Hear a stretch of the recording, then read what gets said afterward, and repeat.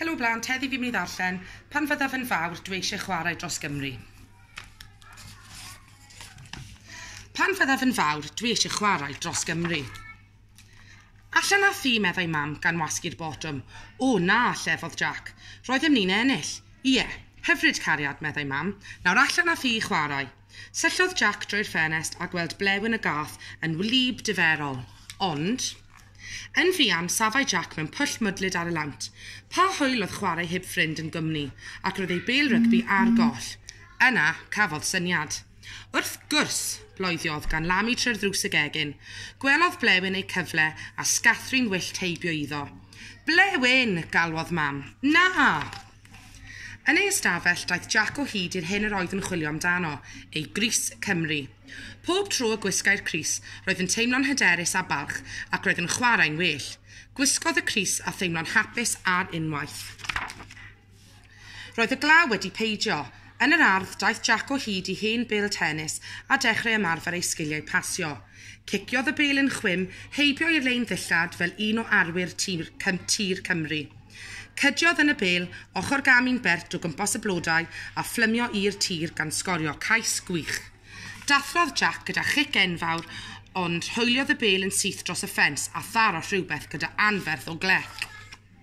Aw! Gwychiodd Mrs Bowdblin, a oedd wrthi'n codi moron o'r ardd. Fy mhen ôl i! Yr eiliad honno, clywodd Jack sŵn drws car yn cae, a chamodd dad i'r ardd gefn.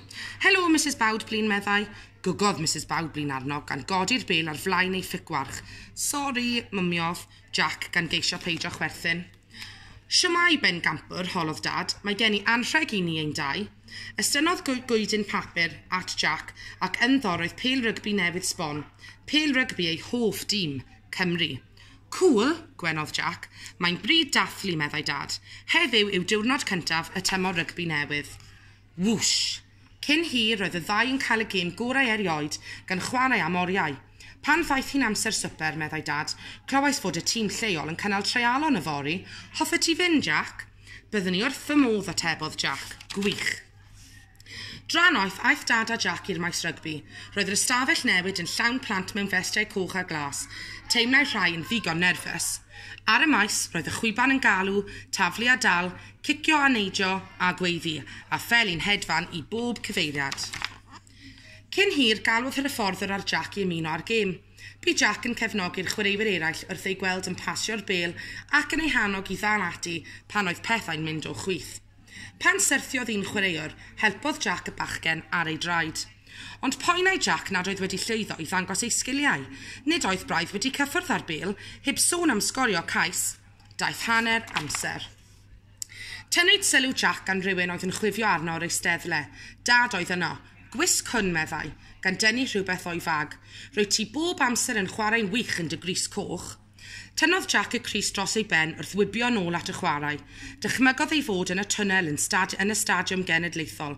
Chwifiau Baneri Cymru a chanau'r dorf yr anthem. Ar unwaith Jack oedd y chwaraewr mwyaf disglair ar y maes. Cyn y chwiban olaf roedd wedi sgorio 3 chais a safai ben ac ysgwydd yn uwch na'r lleill. Teimlai'n hyderus, roedd wrth ei fodd, roedd yn chwarae fel pen campwr. Ar ddiwedd y sesiwn, cyhoeddodd yr hyfforddwr enwau'r bechgyn oedd wedi I dewis i'r tîm. Dan, Owen, Llew, Lewis. Clapiodd pawb wrth iddynt gael ei galw. Joe, Rhys, Mefin, Sam, Josh, Max. Syllai Jack ar ei draed, a oedd wedi gwneud digon I ennill lle yn y tîm. Freddie, Zach, Harry, Estyn. Ac yn olaf, meddai'r hyfforddwr, un bachgen a wnaeth argraff fawr fel y crwt mwyaf cyfeillgar ar y maes, ac mae'n chwaraewr pen I gamp. Gan droi at Jack ofynodd, sut hoffe ti fod yn gapten y tîm? Hwrê! Neidiodd Jack yn gyffroes gan chwifio ei freichiau. Rwy'n derbyn mai yw'r ateb, meddai'r hyfforddwr, a chwarddodd pawb. Roedd dad yn wen o glist I glist. Gwych, Jack, dwi mor falch ohono ti. Diolch, dad, atebodd Jack. Dwi ar biga'r draen eisiau chwarae i'r tîm, ond fyddai ddim yn gallu chwarae iddyn nhw am byth cofia. O, a pham hynny, holodd dad. Wel, pan fyddai I yn fawr, dwi eisiau chwarae dros Gymru. A dyfalwch pwy arall fydd yn chwarae dros Gymru. Ie, ti.